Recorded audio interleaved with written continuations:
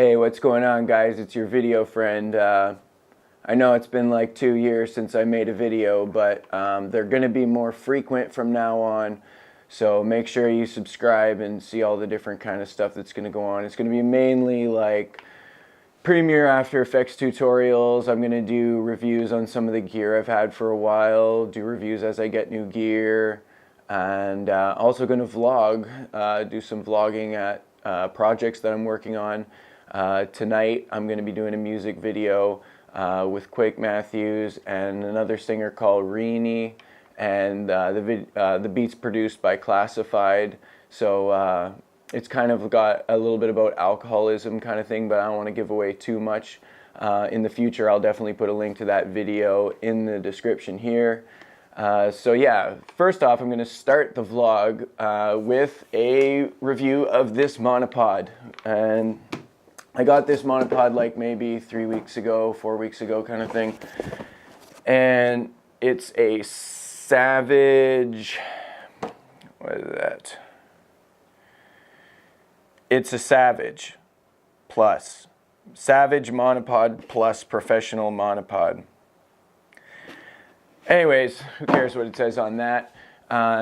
I kind of was I would have liked a Manfrotto monopod, and actually shooting monopod isn't really my style like 99% of the time, but I had this project where I kind of had to match another shooter's style, and the style was heavy on monopod, so I had to pick one up.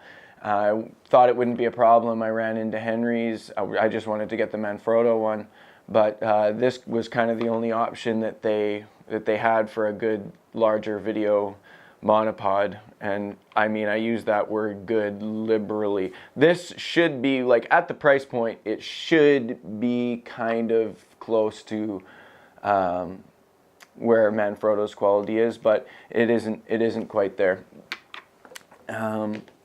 One thing that went wrong right away was right after the shoot that I used it for.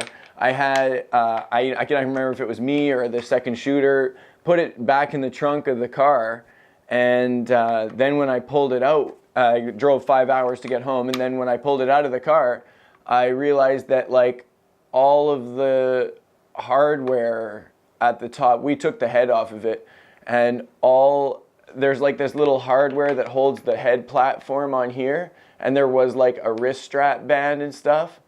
And somehow we obviously wouldn't even know that this platform could or would come off like that. But anyways, it did, and I guess there's like a 3/8 threaded rod and some stuff that's missing. So definitely, if you're going to get the monopod, keep an eye on that top area. I guess it comes apart. It's good and bad. Good that you do get a lot of stability, and even more so I'd say over the Manfrotto one. You can definitely put your camera down, and I wouldn't recommend it, but in an emergency with a regular DSLR, you know, GH4 A7S, or you know, the kind of DSLR you'd shoot video with, you can definitely let it kind of sit there for a little bit if you got to go to the bathroom, or you know, something emergency comes up and you have to yank it out. The screwing stuff on here was actually advertised as like a plus of this tripod, that they were faster than the snaps. I would take snaps over these screws any day. Snaps are reliable, they're fast, and this has like, look, if you could see that, there's 4 grip turns. 4. The bottom one obviously sinks into the feet to lock them. But this one is like, what? It actually takes the stick right out and gives you that plasticky end for no reason. This doesn't go into anything else that I'm aware of other than this.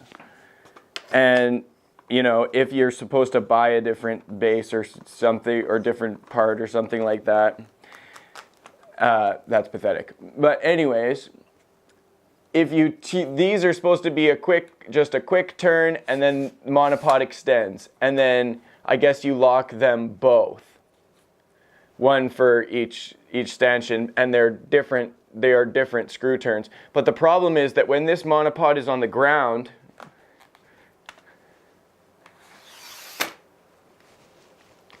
and you go to lock this one off, you're turning it to tighten at the top, but also that same direction will pull it loose on the bottom and create play, which means you'll have to pay attention that you hold the monopod from turning at the top when you are tightening this. So you always have to turn the two against each other to get the tightness with two hands. And I mean, it does that. It is fine when you do that, but with the snaps, I mean, just hold the monopod, snap, snap, bang, bang. I can't believe that they were advertising that the way they were doing this is better than snaps. It's just crazy. So anyways, I got to get that missing hardware stuff dealt with, so I'm going to head down to Henry's and maybe try to get this thing warrantied or something. I'm not sure exactly how long it was. It may have been 30 days, may have been even more than 30 days since I bought it. I only used it once, but you know, who knows how good they're going to be to me. I don't know. I like to try to shop at Henry's because it's Canadian and stuff. So anyway, let's go give them a shot. I'm about to go down to Henry's to see what they can do about the monopod, because if I have to fix that DIY on my own, I am not going to be pleased. Anyways, and then as I'm leaving, I remember that I got an email from Long & McQuaid saying that my order for my lav clips is in, that I paid for before I went to Mexico. Actually, that order came in when I was in Mexico, and then I just kind of forgot about it, so I'm actually going to pop in there too.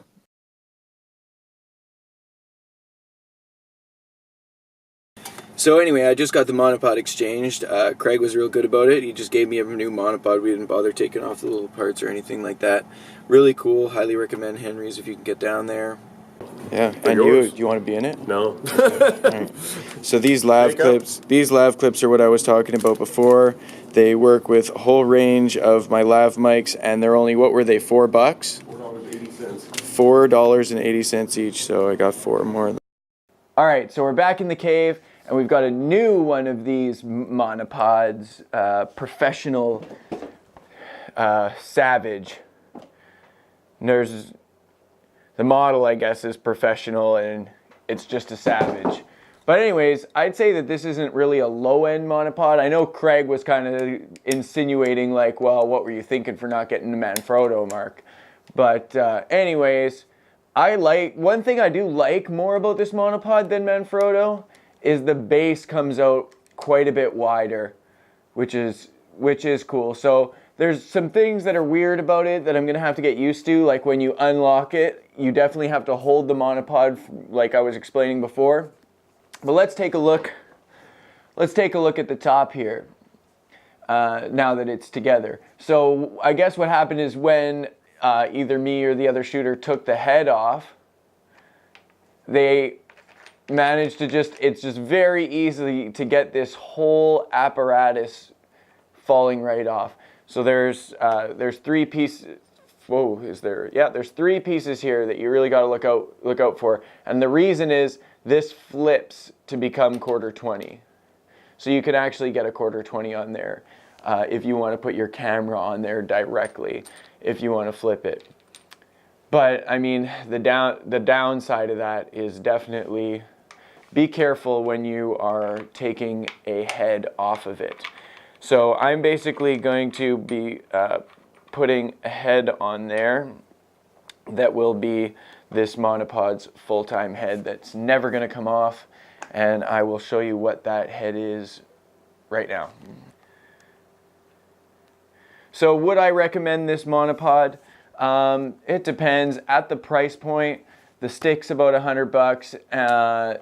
I'd say, yeah, I would recommend it. It is professional. It's a world better than other monopods that you're going to get in and around that $100 price point. I would still rather the Manfrotto one, but this one is really close to where the Manfrotto is in build quality. There's just it's a little bit of like design oversights more than anything. Okay, guys, what's up? This isn't a picture. It's like a video for my vlog. Perfect. Yeah, Is it a picture or video? it's a video. So just say what's up to my subscribers. What's up to the subscribers? My man, my guy's Buster. Maritime videography. Oh, Maritime Videography. That's what's up, man. Yes.